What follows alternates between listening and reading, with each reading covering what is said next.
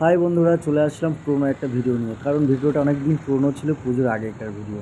তো কাজের ভিডিও এটা, যেহেতু যাওয়া হচ্ছিল আমাদের আন্নাকাপল্লি হাওড়া থেকে। লাস্ট ট্রেন ছাড়ে 11টা 40-এ। তো আমরা অফিস থেকে সঙ্গে সঙ্গে বেরিয়ে পড়ি। ফোন করার পর আমরা চলে যাই হাওড়া স্টেশন। হাওড়া স্টেশনে যাওয়ার পর টিকিট ফিকিট বুক হয়ে গেল। ঠিক সকালবেলা ট্রেন থেকে উঠলাম। ভোরের সকালটা ট্রেনের ভিতর থেকে দেখতে একটু আলাদা লাগে, তো মাঝখানে ট্রেনটা দাঁড়িয়ে ছিল। তাই ওখান থেকে ভাবলাম চলো তাহলে ট্রেনটা থেকে একটু ভিউ নিয়ে নিলাম। ওখান থেকে কী করলাম, আর স্পটে নান্নাহানজিকে চলে আসলাম।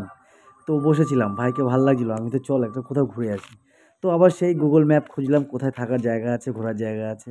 তো সেগুলো দেখে নিলাম, চলে গেলাম ঘুরতে। খালি গায়ে ঘুরছিলাম, যেহেতু অ্যাকচুয়ালি খালি গায়ে হতাম না, মানে পাহাড়টা এত উঁচু ছিল, অনেকটা দূর থেকে আসছিলাম। তাও ওই পিছন থেকে অনেকটা দূর থেকে নদীটা পার হয়ে আসতে হয়। তো এত হাঁপিয়ে গেছি আর এত ঘামিয়ে গেছি, তো জামাটা পুরো ভিজে গেছিলো। তো ওটাকে পুরোই খুলে রেখেছি, খুলে রেখে তারপর ভাবলাম চলো একটা ভিডিও করা যাক। তাই তখন একটা ভিডিও করে নিলাম, ভালো করে ভিউটা। তারপর দেখলাম যে না, খুব ভালো লাগছে, তো একটু ভালো করে নিই। তো সুন্দর করে দেখলাম। অ্যাকচুয়ালি কী বলুন তো, পাহাড়ের উপরে ভিডিওটা খুব ভালো লাগে।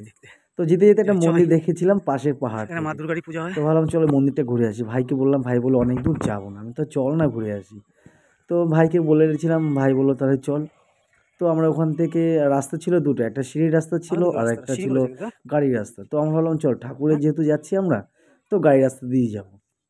তো আমরা ওখান থেকে গাড়ির রাস্তা আর ধরলাম না, আমরা পায়ে হেঁটে চলে গেলাম।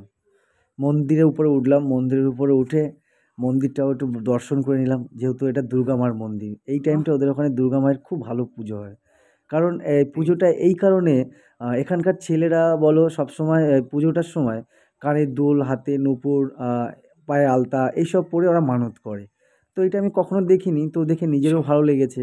কারণ এরকম মানত আমি কখনো দেখিনি। যেহেতু ছেলেরা কানে দুল পরে, লিপস্টিক নেয়, পায়ে আলতা পরে, লাল শার্ট, লাল জামা পরে।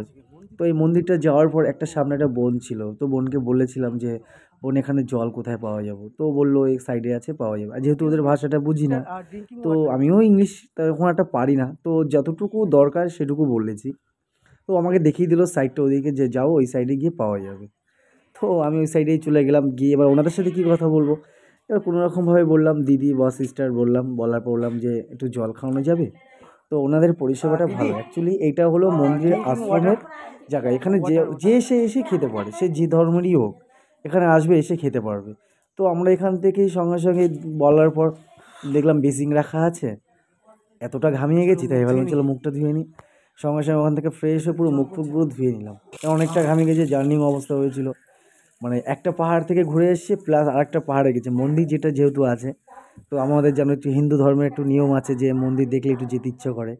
তো ওর জন্যই চলে গেছিলাম, সোজা মন্দিরটাও দর্শন করে নিয়েছি।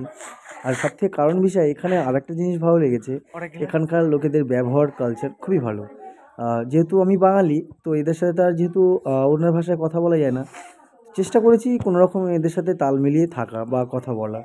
তো ওই আন্টিটা খুবই ভালো, আমাদের বলেছিল তোমরা কিছু খেয়ে যাও, যেহেতু এটা আশ্রম, তোমরা খেয়ে যাও, গেলে ভালো হবে। তো আমরা অনেকবার বলেছি না খাবো না, বলছে না খেয়ে যাও খেয়ে যাও। তো আমরা বলছি না আমরা খাবো না, আমরা খেয়ে এসেছি। ওর জন্য আমরা আর খাইনি ওখানটায় না। আমাদের বলে এখানে অনেক লোক খাচ্ছিল, যেহেতু এটা আশ্রম, হিন্দু ধর্মের একটা আছে যে কোনো একটা তীর্থস্থান গেলে সেখানে খাওয়া দাওয়ার জায়গা থাকে। প্লাস বাইরেটা খুবই সুন্দর, ওখানে একটা ভারত মাতার মন্দির আছে, মানে খুব মাতাজির মন্দির, খুব সুন্দর মন্দিরটা। আর যেহেতু পাহাড়ের চূড়ার উপরে মন্দিরটা, হেঁটে যেতেও আনন্দ লাগে, ঘুরে দেখতেও ভালো লাগে। তো কী করবো, কাজের ফাঁকে তো যেতে হয়। তো যেখানে খুশি পারি একটু ঘুরে নিই, কারণ সব সময় তো ঘোরা হয় না। আর তেমন যে হাইফাই মানুষ আমি সেটাও নয়, যেটুকু পারি সেটুকু নিয়েই ঘুরতে হয়। ঘুরতে তো রাত হয়ে গেল, চলে গেলাম সেই আবার পাহাড়ের চূড়ায়।